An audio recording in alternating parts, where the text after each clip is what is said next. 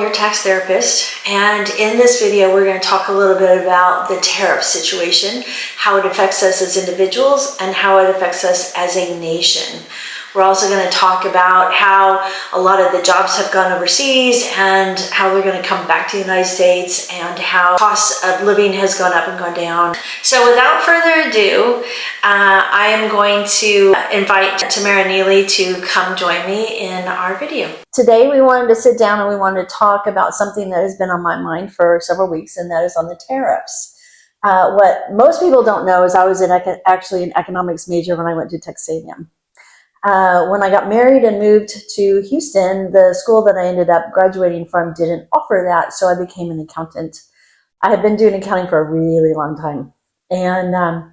But I'm sitting here looking at the tariffs, and I'm looking at what's going on, and people have a lot of questions. And so one of the things that I wanted to do was kind of talk about it, address it, and kind of lay out kind of the ins and outs and the nuances of it that might be a little bit different than your normal what you hear in the news.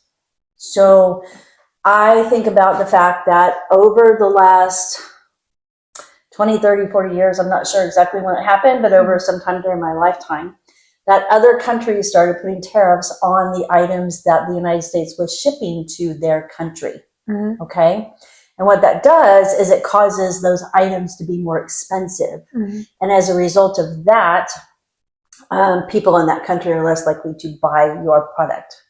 So I have a client in particular that is a distributor for alcohol.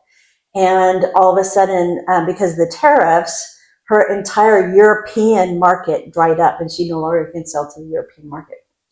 And you ask, well, why can't she just raise her prices? Well, because it becomes too expensive. Why can't they lower the prices? Because they can't make any money at it. Mm-hmm. So as a business owner, you want to be able to make money at it. Mm-hmm. So I thought of an example that I just wanted to kind of lay out. Mm-hmm. So let's say you are in one country and I'm in another country. Mm-hmm. Okay. And we're selling a bottle of water. Mm. Okay. I like water. I think I need water every single day. Yeah, so yeah. So I figured it's something that everybody knows what it is. They understand what water is, right? Mm-hmm. So you got a bottle of water, right? Mm-hmm. But if I bottle it, and let's say it costs me 50 cents to make it, and it costs you 50 cents to make it, right? Mm-hmm. But your country puts a 30% tariff on it, or let's say a 50% tariff on it, right? Mm-hmm. And all of a sudden that bottle of water, you're selling it for $1, I'm selling it for $1. If there's a 30% tariff, right? Mm-hmm. Then let's say, just to make numbers easy, because this is not the exact numbers, okay? Let's say it costs $1.30. Mm-hmm. Okay, so mine costs $1, yours costs $1.30. Which one are you going to buy? Well, at 30 cents, maybe it's not an issue, right? But what if all of a sudden your $1 is $3 and mine is $1? Which one are you going to buy, right? So what it does is it prevents me, or in your situation, you, from selling in my market. Mm-hmm. So you're selling the exact same product for 3 times as much as what I can sell my product. Mm-hmm. So I'm not going to buy your product. And eventually what happens is that market dries up for you. So now you're looking for another resource, mm-hmm. another allocation. You can't cut your cost because you can't make it cheaper, mm-hmm. right? And you can't raise the cost because of the fact that it's already too high. Mm-hmm. So it leaves you out of the market. Mm-hmm. So when we as a country have allowed other countries to take our products, our manufacturing, our production, and move them offshore to other countries and make them cheaper and then ship them into the United States for cheaper, in the short run, it seems like a really good deal, right? Oh, water is now 75 cents, right?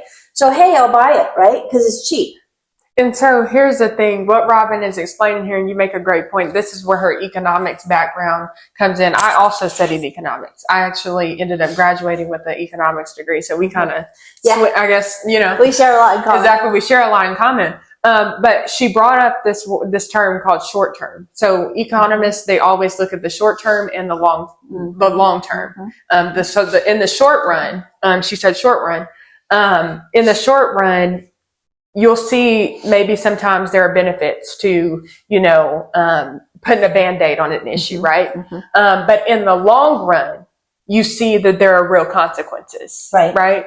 And so that's what you're explaining here is the fact that, yeah, maybe these things were working in the short run, but we're already seeing how they're affecting us in the long run. We see that our national debt is out of control. We look back on the years of COVID and how we didn't have access to toilet paper. We didn't have access to the necessities because we did not actually, we didn't prepare for that. We didn't manufacture. We didn't manufacture.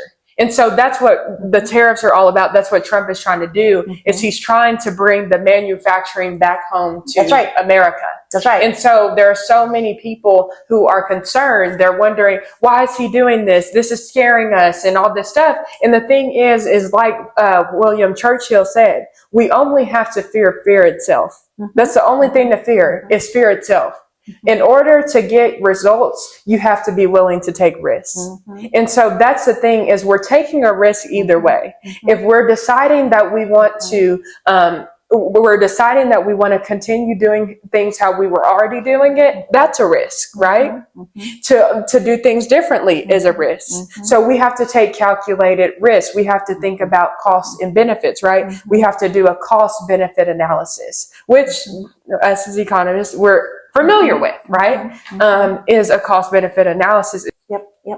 So what happens is the jobs go overseas. And so then we're left without the ability to manufacture, and we're out without the ability to find jobs. And so a student graduates from college and they can't find a job because there are no jobs in that field, because they've all gone overseas because it's cheaper to ship them over there in the short run. The long run, though, the problem is this: then you have unequal trade. So if I'm giving you all my money, right, what happens on my end? I can't manufacture more, right, because I've given all you. So what happens is then the Federal Reserve starts to just print money. And when you print money, it causes inflation. And that's when things start to go up in price.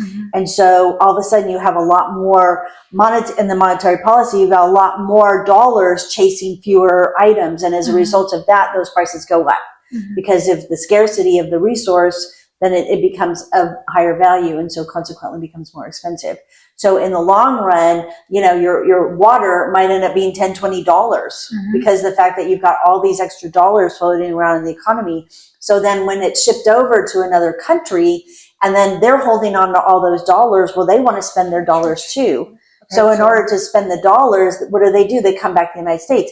The United States is the only country in the world where a non-citizen can own property in that country. Wow. So, let that sink in. Yes. The United States is the only country in the world. So what happens when China takes all those extra free money that they have, all these dollars, billions of dollars that they've now had because they've made their prices cheap and we bought their items, right? But when we try to sell our products in their country, they won't allow it. So as a result of that, it's an unequal trade. And as a result of the unequal trade, they have a lot of dollars. But America is the only country that allows a non-U.S. citizen to own property. So you know what happens? They come in and they buy up our land. President Trump has made it very clear. And obviously I support President Trump on this situation. He's made it very clear that he is about putting America first. So anybody who is not, any country that is not putting America first, President Trump will be holding them accountable. That is exactly why China has the tariffs that they have right now on them. And China's not very happy, because all of a sudden they can't sell their product in our market. And so they're struggling too. It's not the people themselves. Right, of course. It's the government. The governments need to come to an agreement. And I know right now with the unequal trade right now, I know that China is really, really suffering. One of their spokesmen came out just the other day and said, oh, we've been around for 5 million years, or 5,000 years, whatever it is, the period of time is. They've been around a lot longer than the United States because we've only been around 200. Right, 250. Yep, something like that, yeah. And so consequently, they're like, well, we could just, we were here before America, we're going to be here after America, but they're suffering too. A lot of their people are going back to the rural country area because they can't get jobs either. Their jobs are going away because they can't sell their product in the United States either. So they're struggling too. So it's not necessarily the people themselves, it's the governments that have started to create these trade wars. And they've been going on for a really long time. It's only been since Trump came into office that he decided to make it an equal playing field. And as a result of an equal playing field, both sides in the short term are going to hurt. But there are companies that have agreed to come back to the United States that are going to be offering jobs. The challenge is we may not have the individuals that are capable of doing the jobs. So we have a real push in our government and for a long time to go to college, but you get a college degree and you need a tradesman to do the job. So trades are coming up, carpentry and plumbing and, wiring and, people, forklift people, right? That can work in warehouses and things like that. There's a real need for those, and those jobs pay well.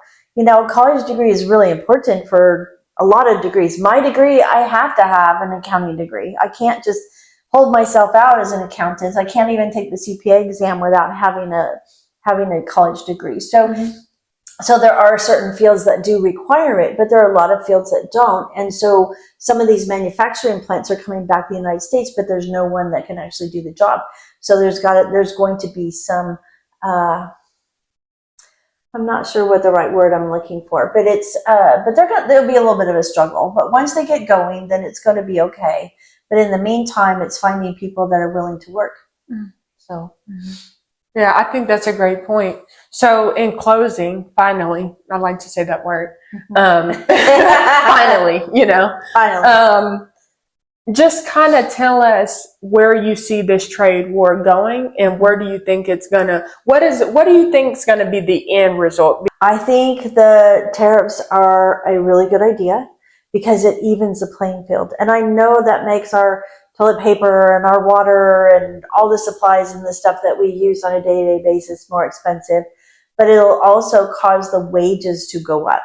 So we'll see an increase in the wage. Interesting. We'll see more of the population actually employed.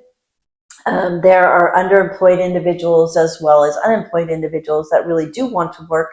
There are some that don't. There's always going to be that in any country. But they'll be able to get a reasonable job to be able to support their family. I think that long run that the cost of living will go down because the fact that back in the day when I was a young child, the mom stayed home and took care of the kids and the dads work. Well, you can't do that now. You can't even afford a house. The houses have gotten so crazy expensive that, it just doesn't make any sense. To buy one, much less maintain it. But at the same time, you'll be able to have parents that will be able to stay home and take care of their children, that want to stay home and take care of their children, and the wage will enable them to do so.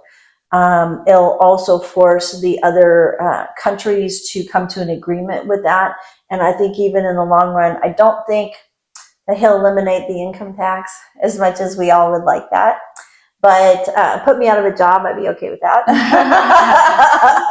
But I think it will enable there to be more money in individuals' pockets, which will enable them to invest and to be able to be very well off in the future. Thank you for your time. Thank you for listening to us. And if you like this content, please like and subscribe and comment below. We'd love to hear what you think.